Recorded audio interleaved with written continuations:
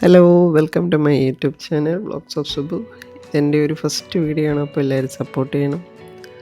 നമ്മുടെ കുറേ നാളത്തെ ആഗ്രഹമായിരുന്നു ഒരു കാശ്മീർ ട്രിപ്പ്. അതിൽ ചെറിയ മോൾക്കായിരുന്നു സ്നോഫോൾ കാണാൻ അതിയായ ആഗ്രഹം. ഞാനും സ്നോഫോൾ സത്യത്തിൽ കണ്ടിട്ടില്ല ഇതുവരെ. അപ്പോൾ നമ്മൾ സ്നോഫോൾ കിട്ടുമെന്നൊക്കെയുള്ള പ്രതീക്ഷയിൽ നമ്മൾ പോവുകയാണ്. 4 days ട്രിപ്പാണ് നമ്മൾ പ്ലാൻ ചെയ്തത്. Doha to Delhi, Delhi to Srinagar. ഇതിൻ്റെ പാക്കേജ് ഡീറ്റെയിൽസ് ഫെയറൊക്കെ നമുക്ക് വീഡിയോയിൽ വഴിയെ പറയാം. അപ്പോൾ നമുക്ക് വീഡിയോയിലേക്ക് പോകാം. ഇത് ശ്രീനഗർ എത്തുന്നതിന് ഏതാണ്ട് ഒരു 15 minutes മുമ്പുള്ള ഫ്ലൈറ്റിൽ നിന്നുള്ള വ്യൂ ആണ്. നല്ല മനോഹരമായിട്ട് കാണാൻ പറ്റും. നമുക്ക് സൂം ചെയ്ത് ഞാനിപ്പോൾ കാണിക്കാം. കണ്ടില്ലേ, മഞ്ഞ് മൂടി കിടക്കുകയാണ് ഫുള്ള്. ഫ്ലൈറ്റിൽ അനൗൺസ് ചെയ്യുന്നുണ്ട് സേഫ്റ്റിയുടെ ഇത് വെച്ചിട്ടാണെന്ന് തോന്നുന്നു.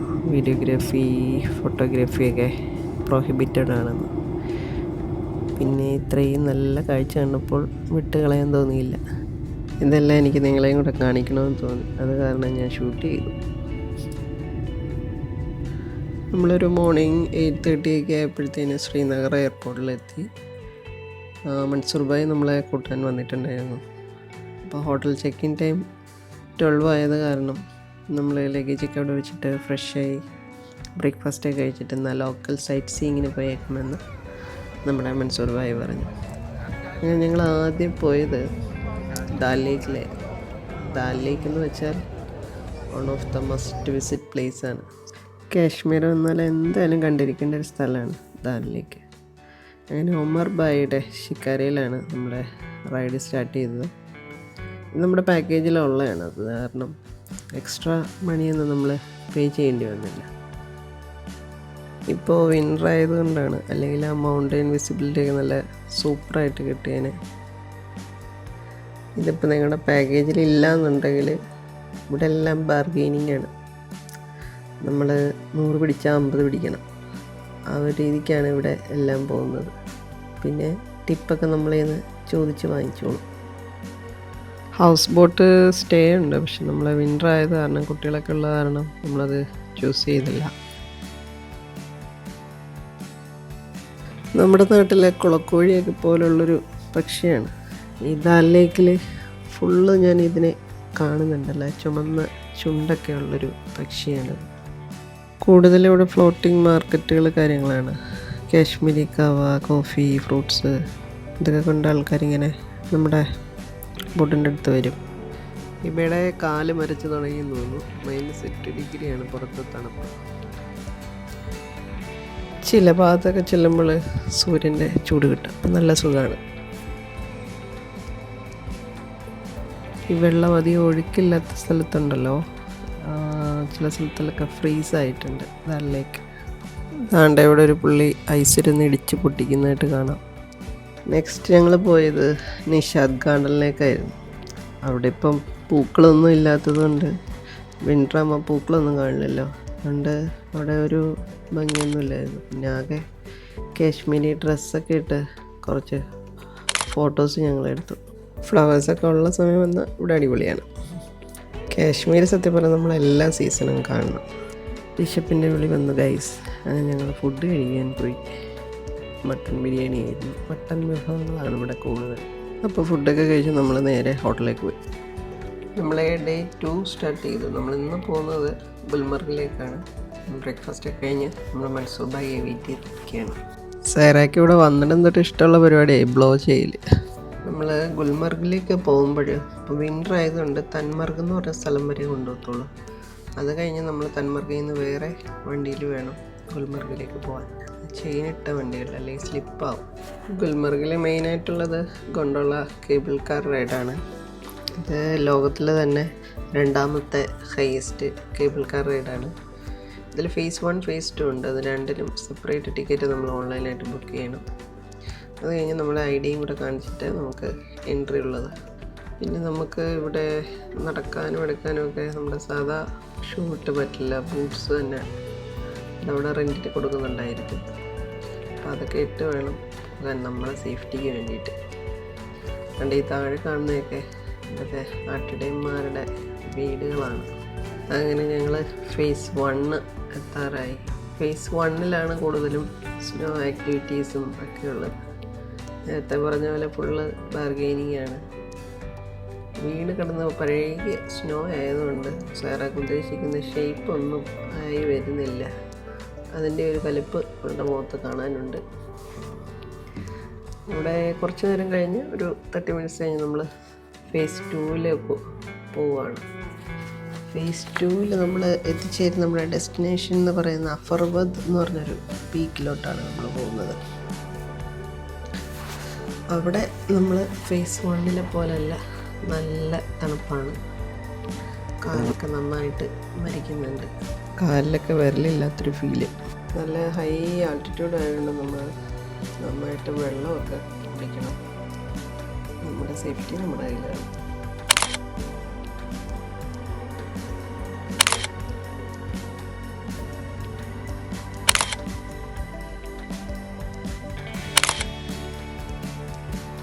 അങ്ങനെ നമ്മൾ ഡേ 3 സ്റ്റാർട്ട് ചെയ്തു. സോൻമാർഗിലേക്കാണ് നമ്മൾ പോകുന്നത്. സോൻമാർഗിലെ തജ്വാസ് ഗ്ലേസിയർ. ഇത് ശ്രീനഗറിൽ നിന്ന് ഏതാണ്ട് ഒരു 80 കിലോമീറ്റർ ഉണ്ട്. ഇതിലൂടെയാണ് നമ്മുടെ സിന്ധു നദി ഒഴുകുന്നത്. സോൻമാർഗ് പോകുന്ന വഴി തന്നെ നമുക്ക് ഈ നദിയും അതിൻ്റെ താഴ്വരയൊക്കെ സമ്മാനിക്കുന്ന മനം കുളിർക്കുന്നൊരു കാഴ്ചയാണ്. കുറച്ച് നദിയുടെ കളക്കള സൗണ്ട് കേട്ടാലോ.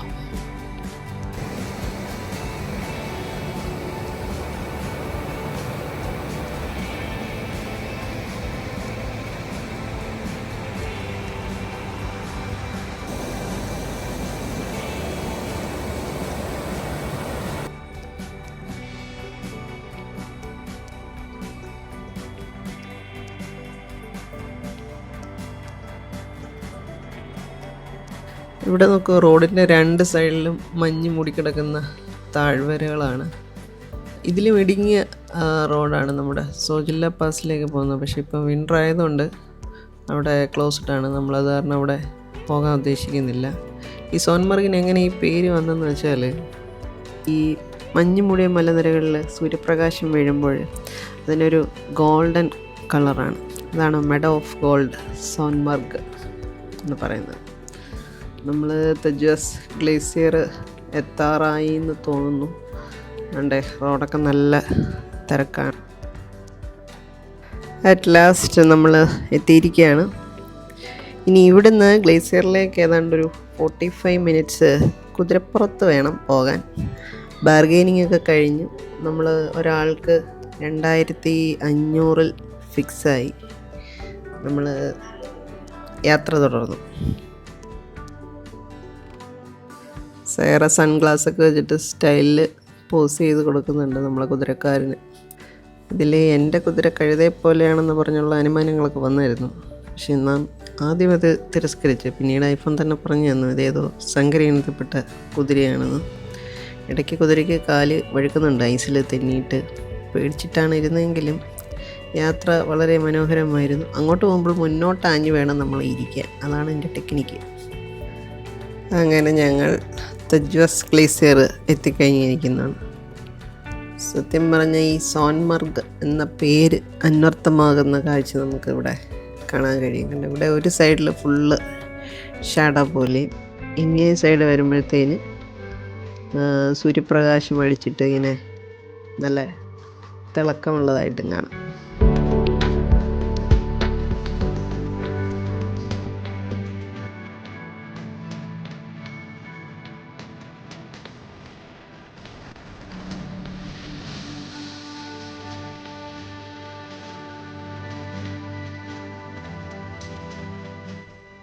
ഗുൽമർഗിലെ പോലെ ഇവിടെയും സ്നോ ആക്ടിവിറ്റീസൊക്കെ ഉണ്ടായിരുന്നു. സ്കീയിങ് ഉണ്ടായിരുന്നു. അപ്പം അതിൽ 2 ആളും ചേർന്നു. ഒരാൾക്ക് എന്തോ 500 റുപ്പീസ് അങ്ങനെയായിരുന്നു. 3 റൗണ്ട് കൊണ്ടുപോകും അവർ. ഇപ്പം തുഴഞ്ഞ് പോകുന്നുണ്ട്. ഓഹോയ് ഓഹോയ് ഓഹോയ്, എന്താവോ എന്തോ.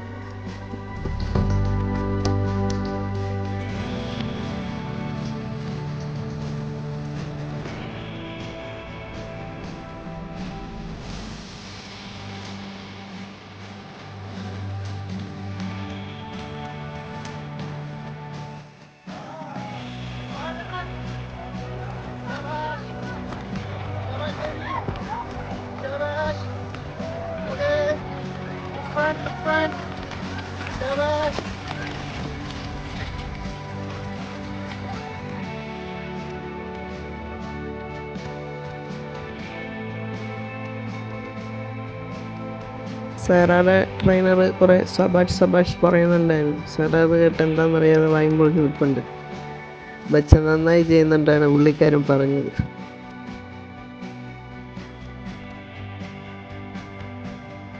റീൽസ് എടുക്കുന്നതിൻ്റെ ഭാഗമായിട്ടുള്ള ചാട്ടമാണ് നിങ്ങളിപ്പോൾ കണ്ടത്.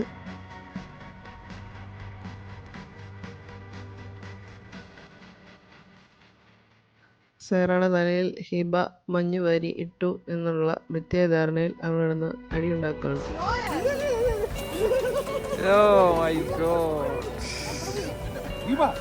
ഹിബ എന്താ പെണ്ടായേ? ഉള്ളത് പറയാമല്ലോ, എനിക്ക് ഗുൽമർഗിനേക്കാളും ഒത്തിരി ഇഷ്ടപ്പെട്ടത് സോൻമർഗാണ്. നമ്മളേതാണ്ടൊരു 1.5 hour അവിടെ സ്പെൻഡ് ചെയ്തിട്ട് തിരിച്ചു മടങ്ങി. ഇവിടെയും നമുക്ക് സ്നോഫോളൊന്നും കിട്ടിയില്ല. ഗുൽമർഗിലും സ്നോഫോൾ കിട്ടിയില്ല. Day 4 നമ്മൾ ദൂതപത്രയായിരുന്നു പ്ലാൻ ചെയ്തത്. പക്ഷേ ടയർഡായത് കാരണം നമ്മളത് ക്യാൻസൽ ചെയ്തു. അന്ന് ശ്രീനഗരത്ത് തന്നെ കുറച്ച് ഷോപ്പിങ്ങും പിന്നെ നമ്മളത് ജാമിയ മസ്ജിദൊക്കെ കാണാനായിരുന്നു പ്ലാൻ. ലഞ്ച് പുറത്തുനിന്നാകാമെന്ന് വിചാരിച്ചു. അങ്ങനെ നേരെ മുഗൾ ദർബാറിലേക്ക് വിട്ടു. കാശ്മീരി സ്പെഷ്യൽ ഫുഡായ വസ്വൻ ഒന്നുകൂടെ ട്രൈ ചെയ്യാമെന്ന് വിചാരിച്ചു. ക്ഷമാപൂർവ്വം ഭക്ഷണം ഇപ്പോൾ വരും പിന്നെ വരുമെന്ന് പറഞ്ഞു ഞങ്ങളെ വെയിറ്റർ കബളിപ്പിച്ചിരിക്കുന്നു.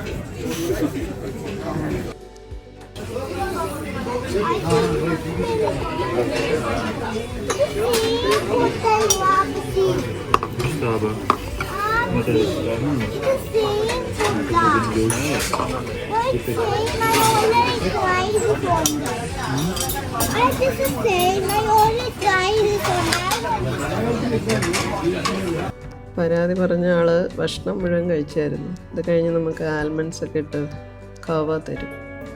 11-12 സ്പൈസസ് ഒക്കെ ഉള്ളതായിരുന്നു. ഞാനിത് ഫസ്റ്റ് കുടിച്ചപ്പോഴേ വിചാരിച്ചത് ഇതിൻ്റെ ഓർഡർ വാങ്ങിക്കൊണ്ട് പോകണമെന്ന്. അങ്ങനെ ഞങ്ങൾ കവ പൊടി വാങ്ങാനായിട്ട് ഷോപ്പിൽ മൻസൂർ ഭായി കൊണ്ടുപോയായിരുന്നു. അവിടെ ചെന്നപ്പോഴും വെളിയിൽ പൊടി പോലെ എന്തോ വീഴുന്നത് കണ്ടു. ഗൈസ്, നമുക്ക് കിട്ടിയിരിക്കുന്നു സ്നോഫോൾ.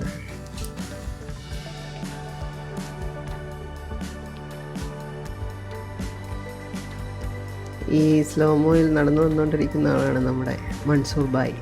ദുബത്രി പോകാൻ പറ്റാത്ത വിഷമമൊക്കെ ഇപ്പം മാറി. എല്ലാവരും ഹാപ്പിയാണ്. ഇനി സ്വല്പം മ്യൂസിക് ആയാലോ?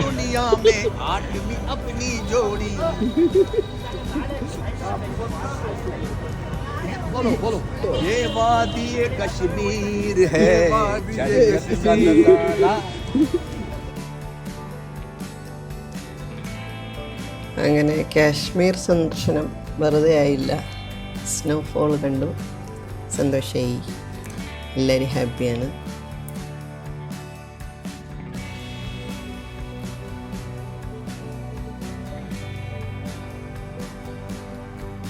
സമയം കഴിയുന്തോറും ഈ സ്നോയുടെ ഫ്രീക്വൻസി കൂടിപ്പോകുന്നുണ്ട്.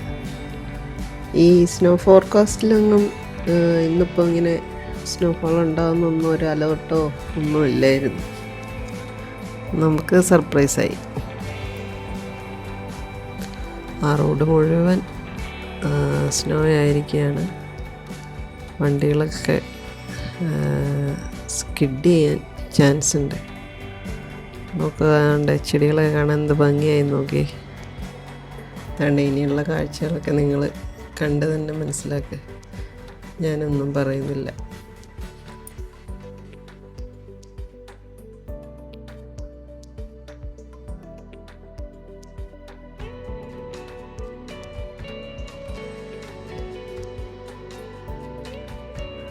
റീൽസ് എടുക്കുന്നതിൻ്റെ അപാരതകളാണ് ഇവിടുത്തെ നിങ്ങൾ കണ്ടുകൊണ്ടിരിക്കുന്നത്. എല്ലാവരും അങ്ങോട്ടും ഇങ്ങോട്ടൊക്കെ നടക്കുന്നുണ്ട് സ്ലോമോയിൽ.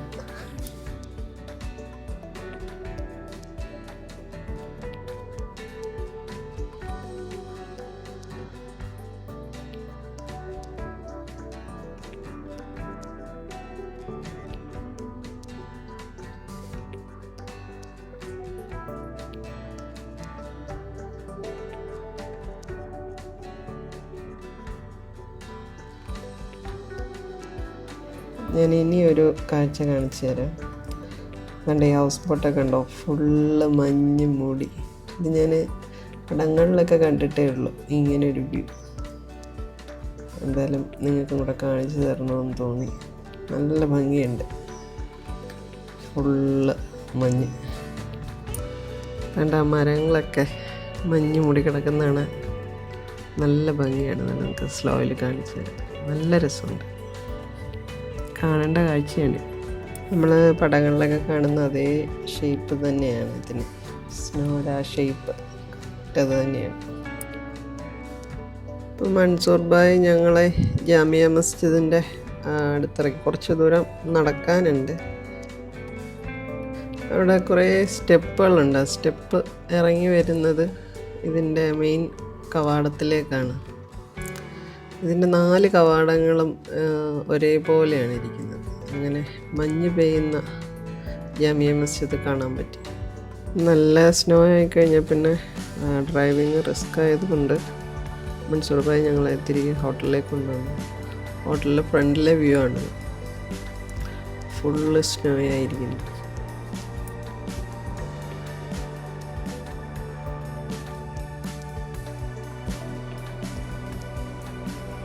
സ്നോയിൽ പേരൊക്കെ എഴുതി കളിക്കുകയാണ്.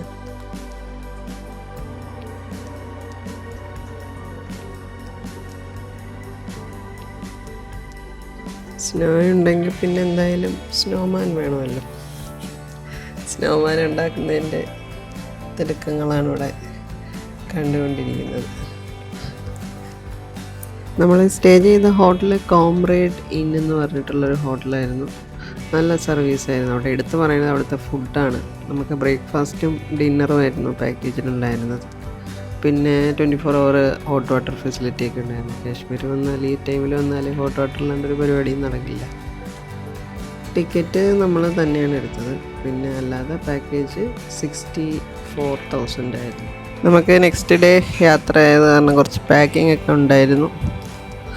അപ്പോൾ അതുകൊണ്ട് ഇന്നത്തോടെ വൈൻഡപ്പ് ചെയ്യാണ്.